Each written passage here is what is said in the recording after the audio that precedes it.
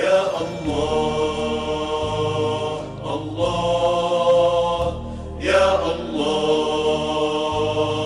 الله يا الله.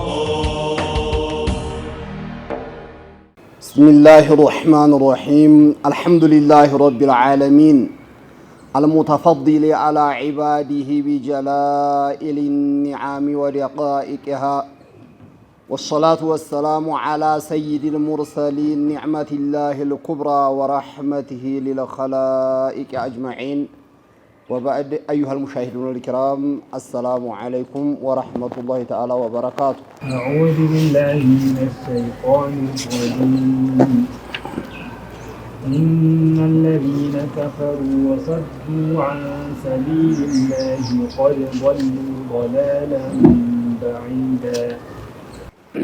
إن الذين كفروا يا الله وحدانية كفروا بالله وكفروا برسول الله صلى الله عليه وسلم يهبتشا ساهون دمو وصدوا عن سبيل الله ሰውንም ሶድ ያደረጉ ክህደት ብቻ ሳይሆን ሌላው ደግሞ ወደ ዲነል ሐቅ እንዳይገባ እንቅፋቱ ነዋል ካፍራዋል። ሌላውም ወደዚህ እንዳይገባ እንቅፋት የሆኑ የተከላከሉ فقد ضلوا ضلالا بعيدا عن الحق በጣም ከእውነት የራቀን ጥመት ነው የጠመሙት። አንደኛ ኩፍራቸው፣ ሁለተኛ ደግሞ ሰው ወደዚህ እንዳይገባ ሲከላከሉ እኛ በሐቅ ላይ ነን የሐቁ ጥመት ነው ብለው ወደዛ ወደ ጥመት እየተጣሩ ነው ያሉት። ሶድ ሲያረጉ እኮ ሐቅን አጥላልተው ሐቅን ባጢል አስመስለው ባጢሉን ሐቅ አስመስለው ነውና እንዲህ አይነቶቹ ሰዎች قد ضلوا ضلالا بعيدا በጣም ከእውነት በራቀ ጥመት ላይ ነው ያሉት። ወደ ሐቅነት ወደ ሂዳያ የቀረቡ እንኳን አይደሉም። ለምን لأنهم جمعوا بين الضلال የራሳቸው ጥመት እንዲያለ ሆኖ والإضلال ሌላውንም ደግሞ በማጥመም ላይ ተሳስተው ሌላውን በማሳሳት ላይ ያሉ ናቸውና ወደ ሐቅ የቀረቡ አይደሉም ይላቸዋል። እሺ إن الذين كفروا وظلموا لم يكن الله ليغفر لهم ولا ليهديهم طريقا. إن الذين كفروا هم كفروا بالله بالله وحدانية يا الله وحدانية يالتقبلوا وظلموا مالت رسولنا عليه الصلاة والسلام ብዙ ነገር وظلموا المؤمنين በሙእሚኖች ላይ ብዙ ግፍ የሚያሳልፉ إن الذين كفروا وظلموا በምንድነው ظلማቸው بكتم نعت محمد صلى الله عليه وسلم በተውራት በእንጂል ስለ ረሱል አለይሂ ሰላቱ ወሰለም እውነተኝነት ስለ ረሱሉ መላክ ስለ ረሱሉ ጥሩ ገጽታ የተነገሩትን ደብቀዋል። ሌሎቹንም በደሏቸው። ظلموا غيرهم ኩፍርም አለ ዙልምም አለ። وظلموا ማለት ሐቅንም በመደበቅ ሊሆን ይችላል፣ ሌላውን በማጭበርበር ሰውን ሐቅ በመብላት ሊሆን ይችላል። የተለያየ እንደማንም ሐቅ አላህንም ሐቅ ናስንም ያልጠበቁ የሆኑ በዛው ላይ ከሞቱ ለም يكن الله ليغفر لهم ለህን ሰዎች አላህ የሚምራቸው ሊሆን አይችልም። ለም يكن الله ليغفر لهم ለምን በዛው ከሞቱ ነው ለም يكن الله ليغفر لهم የሚለው እንጂ ኩፍሩም ተከስቶ ዙልሙም ተከስቶ መጨረሻ ላይ አላህ ኸይር ሽቶላቸው في علمه العزلي ወደ ሐቅ ከተመለሱ መግፊራ ያገኙ ማለት አይቻልም። ግን በይህኛው በኩፍር ላይ ያሉ በዙልም ላይ ያሉ ከዚች ዓለም ለቀው የሚሄዱ ከሆነ አላህ ሊመራቸውም አይችልም። ወላ ለይህዲየሁም طريق الجنان يوم القيامه የጀሃነምን መንገድ እንጂ የጀነት መንገድ አላህ አይመራቸውም፣ ያን አይወፍቃቸውም፣ አይሰጣቸውም ማለት ነው። ወይም ወላ ለይህዲየሁም طريق ማለት طريق الجنة الله يمراቸው ማለት ምንድነው? ዱንያ ላይ طريق الجنة የጀነት መንገድ ማን ነው ካል ኸይር ነገር ይዞ በኸይር ላይ መስራት في سبيل العلم ሰውየው ሲወጣ ኸይር ነገር ሲሰራ የጀነት መንገድ ይዟል ማለት ነው። ከዚህ መንገድ ውጭ ሲወጣ ግን መንገዱ ጠፍቶበታል ማለት ነው። የጀነት መንገድ ወላ ለይህዲየሁም في الدنيا طريق الجنة አልመራቸው ማለት ላኢላሃ ኢለላህ ሙሐመዱን ረሱሉላህንም አላህ ያገራላቸውም ላኢላሃ ኢለላህ ሙሐመዱን ረሱሉላህ ተብሎ የሚሰራውን ኸይራት ላኢላሃ ኢለላህ ሙሐመዱን ረሱሉላህ ተብሎ መተው ያለበትን ወንጀል እንዲተው አላህ አይወፍቃቸውም። ለምን አضعف مضاعف ነው ወንጀላቸው። ኩፍሩ እንዲያለ ሆኖ ዙልሙም ተጨምሮበታል። في علمه العزلي ወደ ሐቅ ይመጣሉ ብሎ ያልተወሰነላቸው ሰዎች ከሆኑ ምንጊዜም ጥመቱን ምንጊዜም ቦላሉን ምንጊዜም ስተቱን እንጂ ቀኑን መንገድ ማግኘት አይችሉም ነው የሚላቸው። ኢላ ጠሪቀ ጀሀነም ኻሊዲነ ፊሃ አበዳ ወካነ ዛሊከ ዐላ አላህ የሲራ። إن الذين كفروا وظلموا لم يكن الله ليغفر لهم ولا ليهديهم طريقا إلا طريق جهنم. طريق ሲባል የሁለቱም መንገድ አለ። አሁን ወደ ጀነት የሚያስኬደው መንገድ ሲራጡ ሙስተቂም ዲነል ኢስላም ነው። ወደ ጀሃነም የሚያስኬደው መንገድ ደግሞ ማን ነው? ጠሪቀል ባጢል ነው። በዛ ተቃራኒ የግራ መንገድ ነው። ያንን ቅሩ መንገድ አላህ ያገራላቸው የጀሃነም ለመሆናቸው ምልክቱ እንግዲያስ የሚገራላቸው ማን ነው? ኢላ ጠሪቀ ጀሃነም። የሚገርም ነው። አላህ ልክ እንደሚታይ በዛሂር እንደምናቀው እንደምናየው ይሄ የሚፈልገው መንገድ ያደርሳል ከተባለ ይሄኛው ደግሞ ወደ ያልሆነ ነገር ነው ከተባለ ሁለቱም መንገዶች ዱንያ ላይ ያሉ እያለ ነው አላህ። ጠሪቀል ጀነም ጠሪቀል ጀሃነም። ለነዚህ አላህ ላይምራቸው ሁልጊዜ ጀሃነም ሊቀጣቸው ላሰባቸው ሰዎች የሚያገራላቸው ሸይጣን ያው ተባብሮ ከአላህ ዕውቀት ውጭ ሆኖ አይደለም። ያም ቢሆን ከአላህ አቅም በላይ ሆኖ አላህ መግሉብ ሆኖ ሳይሆን ይሄን في علمه الازلي ያቀዋል። የሚመሩትና የሚገራላቸው ማን ነው ካል ኢላ ጠሪቀ ጀሃነም የጀሃነም መንገድ ነው የሚገራላቸው። የጀሃነም መንገድ ሐቅን ያስተባብላሉ፣ ሐቅን ያጥላላሉ። ሐቅን ትተው ሰዎች ደግሞ ሐቅን እንዳይቀበሉ ጧት ማታ ሲጮሁ ሲወተውቱ ይታያሉ። ይሄ የጀሃነም መንገድ ደግሞ በኋላ ምንን ያመጣል? እዛው ጀሃነም ማስገባትን። ጀሃነም ከገቡ በኋላ ደግሞ ምንድነው የሚሆኑት? ኻሊዲነ ፊሃ አበደል አቢዲን ሁልጊዜ ከጀሃነም የሚወጡ አይደሉም። በኩፍር ሙተው በኩፍር ኑሮ በኩፍር የሞቱ ሰዎች ጀሃነም ላይ ናሩ ጀሃነም ማትጠፋምና ሁልጊዜ እንቂጧ ኢብቲዳአ ነው የሚታወቀው መጀመሪያው እንጂ መጨረሻዋ የማይታወቅ መጨረሻ ያለለትን ጀሃነምን ይገባሉ። ሲገቡም በኩፍር የሞቱ ሰዎች ጀሃነም ሲኖሩ ሙኸለድ ናቸው ነው። የጀነትም ሰዎች ጀነት ገብተው ጀነት ሙኸለድ ነው። የጀነትም ሰዎች ጀነት ከገቡ በኋላ የጀሃነምም ሰዎች ጀሃነም ከገቡ በኋላ የአህለል ጀና ሐያቱን ቢላ ሞት ይባላሉ። እንዲያሉት ሷዲቁል አሚን የጀነት ሰዎች ደስ ይበላቸው ካሁን በኋላ ሁሉ ጊዜ መኖር ነው፣ ሞት የለበትም። ሞት መጥቶ ከዚህ ከድሎት ላይ ከኒዕማ ላይ እንፈናቀላለን ከዚህ ከኒዕማ ላይ እንነሳለን ብላችሁ በጭራሽ እንዳትጨነቁ ይባላሉ። የጀሃነምም ሰዎች ከዛሊከ ሐያቱን ቢላ ሞት ነው። እናንተም በሞት እንገላገለዋለን ይሄን ነገር ነገ ይቆማል ብላችሁ እንዳታስቡ ዱንያ ላይ ተነግሯችኋል። አቅላችሁን ተጠቅማችሁ አላህን አውቃችሁ በሐቅ መስመር ላይ አልኖራችሁምና የናንተም ሁሉዱ አበድይ ነው መቋረጥ የለውም ይላቸዋል ብለው ረሱል አለይሂ ሰላቱ ወሰለም አስቀምጠዋል። ኢብኑ ተይሚያና የሱ መሰሎች እንግዲህ እንደሚሉት ጀሃነም ትጠፋለች። አወለን እሱ ጀነትም ይሁን ጀሃነም ትጠፋለች ያለ ሰው ይሄ ነፍስን ኸልፏል ኢጅማዕን ኸልፏልና ከኢስላም ይወጣል ሲል የነበረው በኋላ ዘወር ብሎ ጀነት እንኳን ሁሉ ጊዜ ብትሆን ጀሃነም ትጠፋለች ብሏል።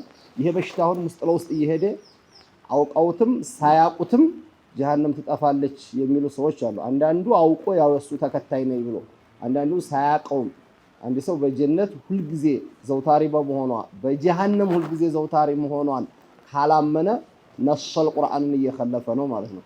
ነሰል ቁርአንን የሚኸልፍ ሰው ደግሞ ምንድነው? ቁርአን ተቃርኖ ሙስሊም ነኝ ማለት አይቻልምና በጣም ሊነቃበት የሚገባ ነው። ይሄም አያት የሚነግረን ይሄን ነው። ኢላ ጠሪቀ ጀሃነመ የጀሃነም ጠሪቁ ዱንያ ላይ ነው ብለናል። ኋላም ቢሆን የጀነት ሳይሆን ወይም ወደ ጀሃነም እንዲሄዱ ይወሰንባቸዋል። ወደዛ ይመራሉ፣ ወደዛ እንዲሄዱ ይደረጋሉ። እዛ ሲሆን ምንድነው? ኻሊዲነ ፊሃ አበዳ ሁሉድ ብዙ ጊዜ መቆየት ከተባለማ ዱንያ ላይ እኮ ብዙ ሲቆዩ የነበሩ ሰዎች ነበሩ ከኛ በፊት 1000 ዓመትም ከዛም በላይ ሲኖሩ የነበሩ ግን ዱንያ ላይ ኹሉድ አይባልም። አሁንም እንዲያሙ 100 ዓመት ይኖር ሰው 200 ዓመትም 60 80ም መቆየት ይባላል። አንጻራዊ ነው ከተባለ ዱንያም ኹሉድ ያለ ማለት ነው። ግን ዱንያ የፈለገውን ያህል ቢቆይ ኹሉድ አይባልም፣ ይቋረጣል። ሰማይም መሬትም በሰማይና በመሬት ያለው ሁሉ ኩሉ ማን አለሃ ፋን ስላለው ወደ ጥፋት ስለሚሄድ ዱንያ ላይ ኹሉድ ያለ እንደማይባለው ሁሉ ጀሃነም ላይ መጥፋትም ካለ ኹሉድ የለም የብዙ ጊዜ መቆየት እንጂ ሊባል ይችላል ነበር። ግን የጀሃነም መቋረጫ ያለላት ኒሃያዋ እስከይ ነው ተብሎ የሚታወቅ ወይም አለው ተብሎ ጭራሽ የሚታመን አይደለም፣ የለውም ነው። ወካነ ዛሊከ ይሄ ደግሞ ክደው ለራሳቸው ጠመው ሌላን ሲያጠሙ የኖሩትን ሰዎች አየንካን ማንም ይሁን ዱንያ ላይ የሚከበር የሚፈራም ሊሆን ይችላል፣ በስልጣኑ በሀብቱ በእውቀቱ ብዛታቸው ደግሞ ከስራ ላ ያዕለሙ ዐደደሁም ኢላላህ በጣም ቁጥራቸው ይሄ ነው ተብሎ የማይታወቅ በነገሩ ከአደም ጀምሮ እስካሁን ድረስ ወደፊትም የሚቀጥለው ሁሉ የጀሃነም ሰዎች አደዳቸውን ከኻሊቀ ሰማዋት ወልአርድ በስተቀር ማንም የሚያውቀው የለም። ረሱል አለይሂ ሰላቱ ወሰላም እንዲያሉትም የጀሃነም ሰዎች አደዳቸው መብዛቱ 999 የጀሃነም ሆኖ 1% የጀነት ነው የሚሆነው ብለዋል። አህለል ሐቆች ምን ጊዜም እንደ ፍሬ እንደ ምርት ቁጥራቸው እያነሰ አህለል ባጢሉ በግልጽ ባጢልን የሚያራምደውም ወይም በሐቅ ሽፋን ሆኖ ውስጡን ባጢል የያዘው ሲቆጠር አህለል ሐቁ ተበጥሮ ትንሽ ነው የሚሆነው። ያኔ አህልም ቢበዙ ወካነ ዛሊከ በጀሃነም ይሄንን በኩፍር ላይ የኖሩ ሰዎች ሲዞልሙ የኖሩን ሰዎች ሐቅን ያልያዙ ሰዎች ጀሃነም እንዲገቡ ሁልጊዜ ከጀሃነም ደግሞ እንዲያይወጡ ማድረግ ወካነ ዛሊከ አለላህ ሱብሓነሁ ወተዓላ ምንድነው የሲረን ቀላል ነው። አሁን እንደ ዱንያ ሰዎች ስናይ መንግስታቶችንም ብንወስድ ሌላ አቅማለኝ የአንድ ፋብሪካ መሪ ባለቤት ሊሆን ይችላል። ሁሉም በብዛት ሲያምጽባቸው የሚይዙት የሚጨብጡት ይቸግራቸውና ሁሉም ላይ እርምጃ መውሰድ ይቸገራሉ። ሁሉንም ከዛ ድርጊት ማስቆም መላው ይጠፋባቸዋል። ኻሊቀ ሰማዋት ወልአርድ ግን ምን ያህል ሀያል ናቸው ቢባሉ ቢበዙም እነዚህም በኩፍር ላይ የኖሩትን ሰዎች ሁሉንም በጀሃነም እሳት መቅጣት ለአላህ ቁድራ በጣም ቀላልና የማያስቸግር ጉዳይ ነው። በአውሮፓ በአሜሪካ ያለው በዚህ በሌላው ሀገር ያለው እስካሁን የነበረው ሁሉ ያን ሁሉ በጀሃነም ማስገባት ተብሎ በሰው ልጅ ወይም በመخلوቅ ቁድራ ቀይሳችሁ የከባድ ነው እንዳትሉ።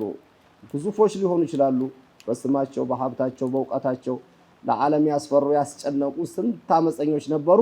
እነዛን ሁሉ ጀሃነም አላህ አስገብቶ በጀሃነም እሳት ሲቀጣ ለአላህ ይሄ በጣም ቀላልና የሲር የሆነ ነው።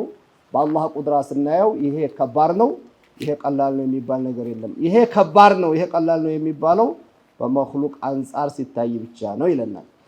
እሺ يا أيها الناس قد جاءكم الرسول بالحق من ربكم فآمنوا خيرا لكم وإن تكفروا فإن لله ما في السماوات والأرض وكان الله عليما حكيما እናንተ የሰው ልጆች ሆይ ይላል አላህ ሱብሓነሁ ወተዓላ በአብዛኛው ያ አዩሃ ናስ ሲል ኩፋሩ ቁረይሽ ነው ይባላል። በጋሊብ ያ አዩሃ ናስ የሚል አያቶች ያሉባቸው ረሱል አለይሂ ሰላቱ ወሰላም መካ ያሉ የወረዱ አያቶች ናቸው በአብዛኛው። ያ አዩሃ الذين آمنوا ካለ ለሙእሚኖች መዲና ከወረዱ የወረዱ አያቶች ናቸው በአብዛኛው። ግን አላ ኩል ሐል ያ አዩሃ ናስ ሲል ሁሉንም ያጠቃልላል። ያው የሰው ልጅ ሲባል ጥሩ በተግባር ላይ አለ የለም የሚለውን እናያለን እንጂ አም ነው። እናንተ የሰው ልጆች ሆይ ቀድ ጃአኩም الرسول بالحق ዲነል ኢስላምን እውነተኛ የሆነን መመሪያ ይዞ ረሱል አለይሂ ሰላቱ ወሰላም ረሱል ሙሐመድ ለናንተ ተልከዋል ለናንተ ደርሰውላችኋል ይላል። ቀድ ጃአኩም እነሱ ውስጥ ተወልደው ያደጉ ነበሩ።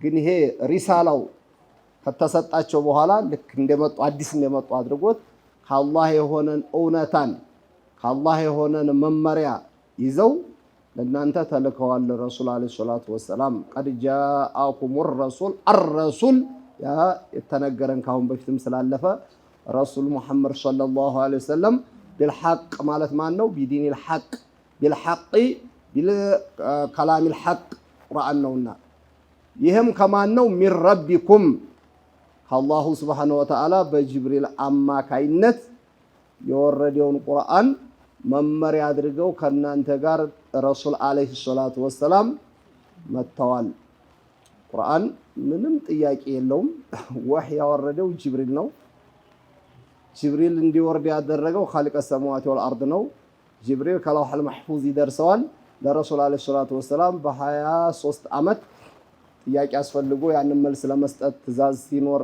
መንህያት ሲኖር በረሱል ወህይ የደረሳቸው በጅብሪል አማካይነት ነው።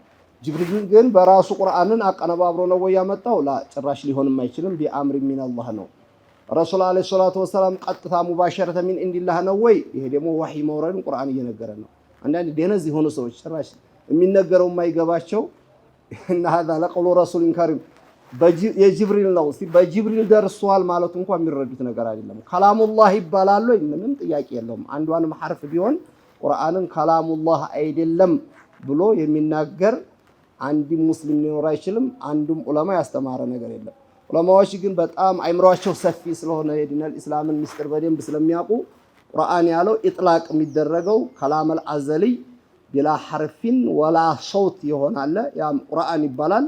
ያ ከሆነ ጭራ ወዲህ የሚወርድ ሙንፈክም አይደለም ያም ቁርአን ይባላል። ያ ቢላ ሐርፍ ወላ ሶውት ነው አዘልይ ነው። ልክ የአላህ ዒልም አዘልይ እንደሚባል የአላህ ቁድራ አዘልይ እንደሚባለው ሁሉ የአላህ ኢራዳ አዘልይ እንደሚባለው ሁሉ ለፍዞል ሙነዘል ይሄ ጧት ማታ የምንቀራው ከሆነ ምንድነው? ለፍዞል ሙነዘል በጅብሪል አማካይነት ነው። ይሄ ተጻፈው ያንን ዲያል ነው። በጣም የሚገርሙ እኮ የሰው ልጅ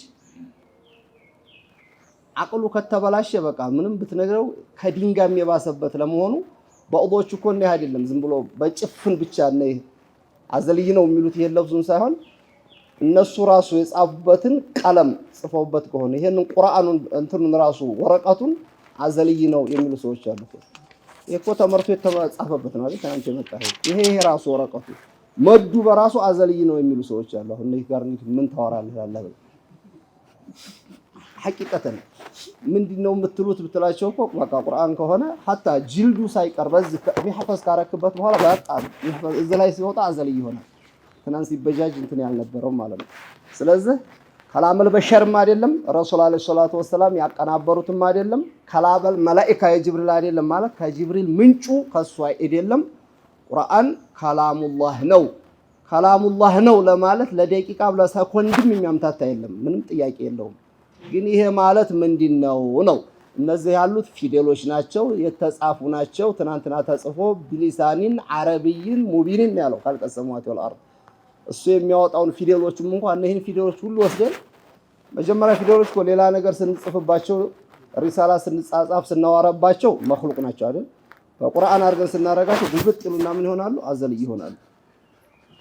ይሄን ስለዚህ ጋር ማውራት በራሱ በጣም የሚያጸይፉ ደግሞ ሐቅ እንደያዙ አህላል ሐቅን ደግሞ በባጢል ላይ እንዲያለ አድርገው ዝም ብሎ ጁምለተን ሲያስተላልፉ የሚገርሙ ናቸው። ስለዚህ ይሄም የሚነግረን ቁርአን ምንድነው? ያ አዩሃ الناس قد جاءكم الرسول بالحق ግን ማንኛውም ሙእሚን ሆኖ ማንኛውም አንድ ሙስሊም ሆኖ ቁርአን ለረሱል የደረሰው በጅብሪል አማካይነት መሆኑን ይክዳል?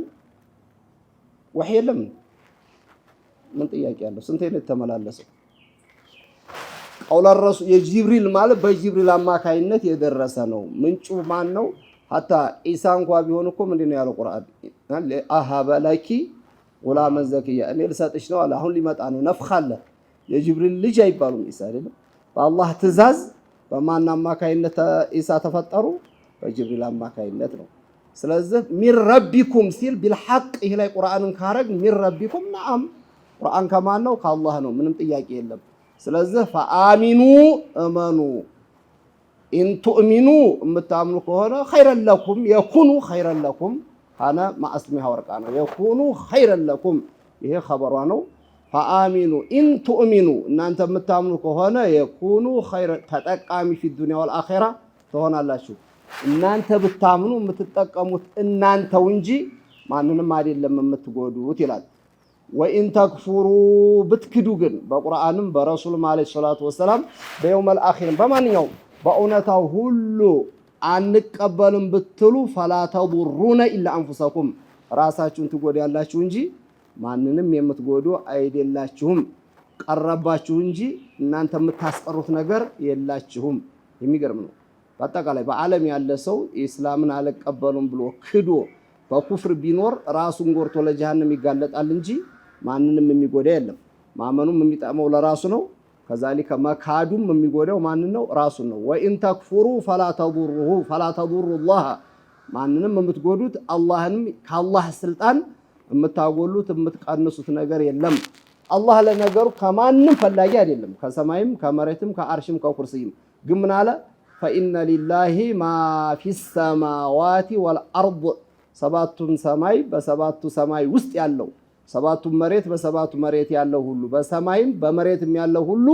የخلቀ ማን ነው አላሁ Subhanahu Wa Ta'ala አላህ ነው ያ ሁሉ የአላህ መخلوቅ ነው የአላህ ባሪያ ነው ለአላህ ታዛዥ ነው ያለ ነው አላህ ያም ባይታዘዝም ቀርሜ ታዘዘው አልታዘዘው የሰው ልጅ ሆነ እንዲሆነት ነው ልጆቹ ሲታዘዙ ሰራተኛው ሲታዘዝ መንግስት ሆኖ ህዝብ ሲታዘዘው የሚጠቀመውና የሚጨምረው አለ ሲያምጽበት ደግሞ ቅድም እንዲያልነው የሚጎዳው ነገር አለ አላሁ Subhanahu Wa Ta'ala ገኒዩ ሙጥለቅ የሆነ ጌታ ይሄው ሁሉ ራሱ ፈጥሮት የአላህ ሚልክ ነው ማለት አላህ ነው የፈጠረው ሙደብረል ኡሙሩ አላህ ነው ማለት ነው እንጂ ለአላህ የሚጠቅም አለ hatta ያ ሁሉ ንጹሃን አላህ ካዘዘባቸው ቦታ የማይታጡ ከለከለባቸው ቦታ የማይገኙ ማእሱም የሆኑት መላእክቶች እንኳን ኢባዳን ቢያቆሙ ፈርዶን ጠቢኢ ነው ያቆሙም አይወነጅሉም ያ የተላከው ነብይ ሁሉ ማእሱሞች ናቸው መልእክታቸውን አስተላልፈዋል አላህን አያምጹም ፈርዶን ይሄ ሁሉ እንኳን ምጿል ቢባል ማንንም አንድ ቀንም ሱጁድ ባይወርድ